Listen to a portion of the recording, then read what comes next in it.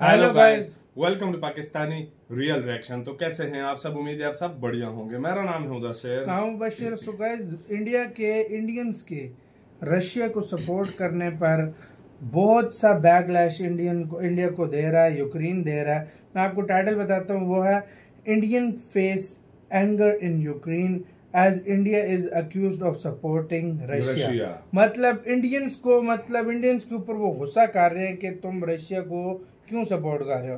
भाई साहब, पहली तो बात, भारत अब एक अलग देश है। अब हर कोई तो तुम्हारे वो मतलब से चल नहीं सकता। हाँ। तुम यूरोप और अमेरिका अलग चीज है और भारत एक और अलग दूसरी चीज बात ये है और कि यार जो दोस्ती रशिया और भारत की है वो कभी भी नहीं टूट सकती, क्योंकि दोस्ती ऐसी है कि इस लेवल के हेल्प एक दूसरे की और पॉलिटिकल के जो है ना, कल चंद्रयान भी उनका लूना 25 फेल हुआ है। सबसे ज्यादा सैड इंडियंस हैं। और मैं कहता हूँ पूरी दुनिया, चाइना भी इतना सैड नहीं था, सैड था ही नहीं चाइना जितना इंडियंस के लिए सैड थे। पहले जानते हैं पीडी सर का वीडियो काउंटडाउन करते हैं 3 2 1 एंड स्टार्ट। नमस्कार and I welcome you to world affairs. मैं प्रशांत। नाउ रिसेंटली आपने ऐसे आर्टिकल देखे होंगे जहां पर ये लिखा है कि लीव आवर कंट्री। यूक्रेन में इंडियन स्टूडेंट्स को ये कहा जा रहा है कि हमारा देश छोड़ के यहाँ पर निकल जाइए। इंडियन स्टूडेंट्स बहुत ज़्यादा डर में जी रहे हैं इन यूक्रेन। इस पर वेरियस न्यूज़ आउटलेट्स ने आर्टिकल्स पब्लिश किए हैं। यहाँ पे आप देख पाओगे, Indian students in Ukraine face wrath of locals as war with Russia rages on. अब यहाँ पे आप कहोगे वेट, इंडियन स्टूडेंट्स यूक्रेन में, ये इशू रिजॉल्व हो नहीं गया था। क्लियरली याद आ रहा है, ऑपरेशन गंगा लॉन्च किया गया था, जिसके अंडर इंडियन स्टूडेंट्स को ये कहा गया था कि आप पोलैंड या फिर रोमेनिया, हंगरी में पहुंच जाइए। फिर उसके बाद इंडियन स्टूडेंट्स को एयरलिफ्ट करके वापस भारत में लाया गया था। वो सब क्या था? वेल, समझाता हूँ आपको। बिल्कुल ऑपरेशन गंगा के अंडर ज़्यादातर इंडियन स्टूडेंट्स को हम वापस ले आए थे। ऑलमोस्ट सारे इंडियन स्टूडेंट्स को हम वापस ले आए थे। मगर उसके बाद हमने देखा है कि कई भारतीय स्टूडेंट्स इंडिया से फिर से यूक्रेन में गए हैं। करीब 3400 के आसपास Indian students, by the way, operation Ganga में हमने यूक्रेन से जो इंडियन स्टूडेंट्स निकाले थे उनका नंबर था करीब 18,000। तो 3400 इंडियन स्टूडेंट्स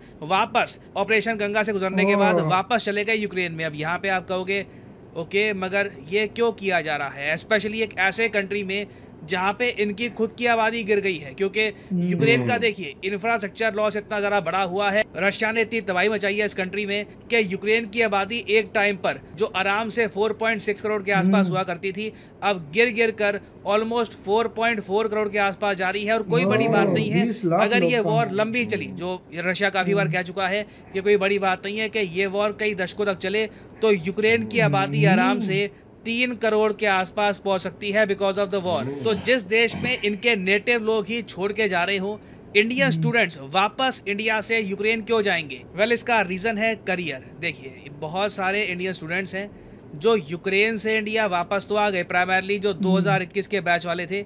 इनके साथ प्रॉब्लम ये हो रही है कि ये चाहते हैं कि यूक्रेन की जगह किसी और देश में इनको पढ़ने की अनुमति मिल जाए, मगर NMC की गाइडलाइंस की वजह से ना ये लोग ऐसा कर नहीं पा रहे। और इसलिए आपने बहुत सारे आर्टिकल्स देखे होंगे जहां पर ये लिखा है कांट गो बैक, मतलब कि यूक्रेन वापस जा नहीं सकते। यहाँ पे आप देख पाओगे लिखा है not allowed to change country, Ukraine return students stuck in limbo, seek help from government. तो कई स्टूडेंट्स हैं, देखिए, उनका करियर बुरी तरीके से फंस चुका है। वो लोग कह रहे हैं कि सिंस हम 2021 के बैच के हैं, हमें ये अनुमति नहीं मिल रही कि अगर मान लो हमने 1 या 2 साल पढ़ाई कर ली है यूक्रेन में, तो बाकी के जो 2 साल हैं, जितना भी टाइम बचा है, वो हम किसी और कंट्री में कंप्लीट कर दे। सिंस ये अनुमति हमको मिल नहीं रही, तो इसलिए वापस जा रहे हैं यूक्रेन में पढ़ने के लिए। अब एक आर्ग्यूमेंट आप ये दे सकते हो कि मगर फिर भी यूक्रेन जाना आज के समय काफी डेंजरस है। आए दिन हम सुनते हैं कि हाइपरसोनिक मिसाइल रशिया बरसा देता है, तो ऐसी स्थिति में यूक्रेन कोई क्यों जाना चाहेगा? आप देखिए, करियर इतनी बड़ी चीज होती है, आपने देखा होगा काफी बार लोग अल्टीमेट स्टेप भी ले लेते हैं करियर की वजह से। और इस केस में बहुत सारी मिडिल क्लास फैमिलीज हैं, वो लाखों रुपए खर्च चुकी हैं यूनिवर्सिटी फीस में और खर्चों में। तो एक तरीके से आप कह लीजिए उनकी मजबूरी बन गई है यूक्रेन में वापस जाना। यहाँ पर मैं किसी को ना ब्लेम नहीं करूंगा कि क्यों जा रहे हो, तुम्हारी गलती है वगैरह। कोई भी अपने राइट माइंड में आज के समय यूक्रेन में नहीं जाएगा। और देखो, उनका करियर है, यूक्रेन में जाकर भी इन बच्चों को बहुत ज्यादा प्रॉब्लम फेस करनी पड़ रही है। सबसे बड़ी प्रॉब्लम तो मैं क्लियरली कहूंगा हेट्रेड की, रेसिज्म तो नहीं कहूंगा। रेसिज्म तो देखिए यूरोप में किसी भी कंट्री में आप चले जाइए, अगर आप इंडियन ओरिजिन के हैं तो कोई खराब लोग आपको मिल जाएं, रेसिज्म हो सकता है, मगर इस पर्टिकुलर केस में देखा जा रहा है हेट कि इंडियंस को काफी बार टारगेट किया जाता है इस बेसिस पर कि जी इंडिया सपोर्ट कर रहा है रशिया का। ये लिटरली आप देखोगे कई न्यूज आउटलेट्स ने ये बात पब्लिश करी है कि यूक्रेन में कई बार ना इंडियन स्टूडेंट्स को ताना देकर ये कहा जाता है वापस जाओ इंडिया में, तुम्हारा यहाँ पर कोई काम नहीं है, तुम Indians, you Indians are good friends with Russia, तुम लोग रशिया के दोस्त हो, तुम्हें यूक्रेन में नहीं होना चाहिए। अब देखिए ये जो अपने आप में टॉन्ट है कितना ज्यादा इग्नोरेंट है, कितना ज्यादा अजीब है, क्योंकि बिल्कुल जियोपॉलिटिकली इंडिया रशिया के रिलेशंस बहुत अच्छे हैं। हम इनके कोई एलाई नहीं है, क्योंकि इंडिया किसी भी कंट्री का एलाई नहीं है फॉर्मल बेसिस पर, मगर बिल्कुल इंडिया और रशिया आप कह सकते हैं बहुत ही स्ट्रॉन्ग पार्टनर्स है। बट क्या इंडिया ने रशिया को मिलिटरीली हेल्प करी है?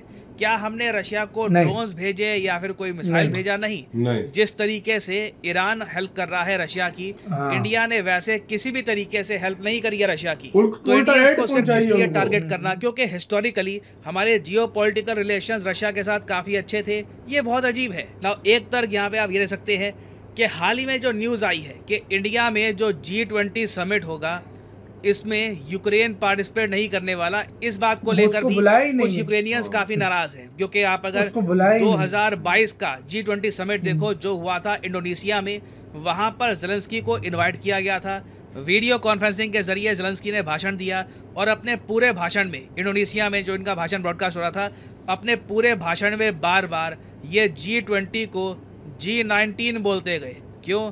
क्योंकि इनका ये कहना था कि रशिया को G20 से निकाल दो, इसको बना दो G19। और इसी वजह से व्लादिमीर पुतिन भी पर्सनली G20 जो समिट हुआ था इंडोनेशिया में, इसको अटेंड करने के लिए नहीं गए थे। नाउ इंडिया में जो G20 समिट हो रहा है उसमें देखो हमने यही कहा है कि फोकस होना चाहिए बाकी टॉपिक्स पर भी। पिछले G20 समिट में भी तुमने मेन टॉपिक बना दिया कि ये यूक्रेन रशिया वॉर, इसमें भी यूक्रेन रशिया वॉर। अब रशिया और यूक्रेन दोनों खुद ही कह रहे हैं कि ये वॉर हो सकता है कि कई दशकों चलेगी। तो क्या हर G20 समिट में हम ज़ेलेंस्की को बुलाएंगे और वो आकर बयान देंगे रशिया को, और पूरा समिट ही बेसिकली G20 दुनिया की सबसे ताकतवर 20 इकोनॉमीज जब इकट्ठा होती है तो बस यूक्रेन रशिया वॉर हम डिस्कस करके खत्म कर देंगे समिट? ऑब्वियसली नहीं। तो इंडिया का स्टांस देखिए काफी रैशनल है, मगर वेस्टर्न मीडिया ने बार बार पोर्ट्रे ऐसे किया है कि इंडिया एक बहुत ही बड़ा सपोर्टर रहा है रशिया का यूक्रेन रशिया वॉर में, इवन दो हम लोग प्रॉपरली न्यूट्रल रहे हैं। और यहाँ पर आप देख पाओगे इम्पैक्ट ग्लोबल मीडिया का। एक कंट्री जो कम्प्लीटली न्यूट्रल है, जो यूक्रेन को सप्लाईज भेजता है, मेडिकल हेल्प भेजता है, ये प्रॉमिस करता है कि भविष्य में यूक्रेन की हम और हेल्प करेंगे, जिनके प्राइम मिनिस्टर पुतिन के सामने बैठकर कहते हैं कि ये युद्ध का एरा नहीं है, this is not an era of war. उस कंट्री को भी ना इन्होंने ऐसे पोर्ट्रे किया है, वर्ल्ड मीडिया ने, प्राइमरली अमेरिकन मीडिया ने, कि यूक्रेन के लोग इंडियंस को कहते हैं कि तुम हमारा देश छोड़ के निकल जाओ क्योंकि तुम रशिया को सपोर्ट करते हो। तो ये सब देखिए बिल्कुल दुर्भाग्यपूर्ण है। बट इस सब का सोल्यूशन क्या है? सोल्यूशन देखिए मैं आपको बताता हूँ।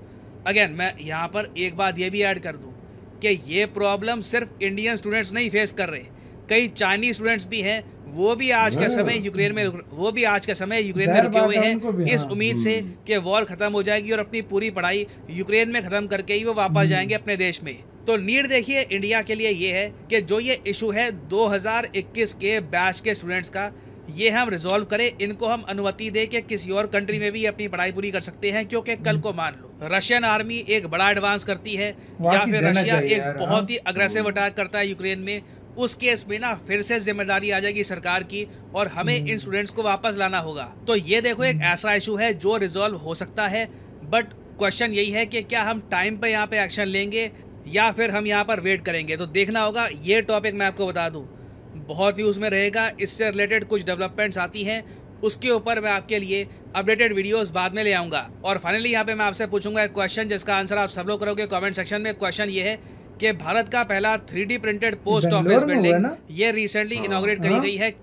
इसी साथ यार वीडियो खत्म मेरे ख्याल में बेंगलोर में, न्यू दिल्ली शायद मेरे ख्याल से, न्यू दिल्ली या बेंगलोर था इस तरह। चले इसको आते हैं यार। पहली तो बात बहुत घटिया हरकत की है यूक्रेन के लोगों ने।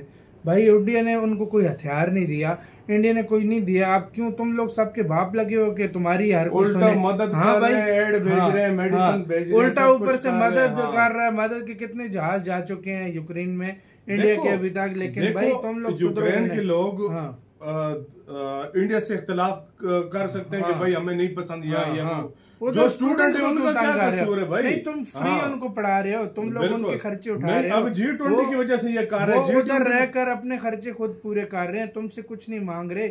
उनकी अब करियर का सवाल है, नहीं तो थूकता भी नहीं है कोई यूक्रेन पे। वो थूकते भी नहीं यूक्रेन पे भाई, उनके करियर का सवाल है तो वो क्यों ना जाए भाई उधर यार। G20 में भी नहीं बुलाया, इसी वजह से वो हर जगह पंगे करते और ये नहीं तुम ये खाली इन्हीं के मुल्क पे युद्ध शुरू हुआ है, युद्ध तो और देशों में भी हुआ है, अभी भी चल रहा है। तुम लोगों ने कुछ ज्यादा ही बकचोदी फैलाई हुई है, औरों के तो कोई हाईलाइट ही नहीं करता यार ये चीज यार। सही बात है, वैसे बुरा लगता है ना, एक जैसा दुनिया को ट्रीट करो। सही बात ये क्यों सफेद है कोई गोरे हैं तो बस ये बस दुनिया में अलग हो गए। बस जो रशिया के साथ सही चल रहा है इस टाइम, उन्हीं के साथ जो है ना इनका पंगा स्टार्ट हुआ। भाई इंडिया को घंटा फर्क नहीं पड़ता, इंडियन गवर्नमेंट आप फैसला लेगी और शायद और वैसे फैसला लेना भी चाहिए, दूसरे कंट्री में शायद उनको भेज दे तो इंडिया को कोई मसला नहीं है। बिल्कुल बिल्कुल, बेशक ये गो बैक करते हैं, जो करते हैं करे। ऊपर से अभी इंडिया को भाना मिल गया और यूक्रेन पर चढ़ाई करेगा इंडिया। आपको इसका कहना है अपने कमेंट सेक्शन में, अपना बहुत ज्यादा ख्याल रखना तो है।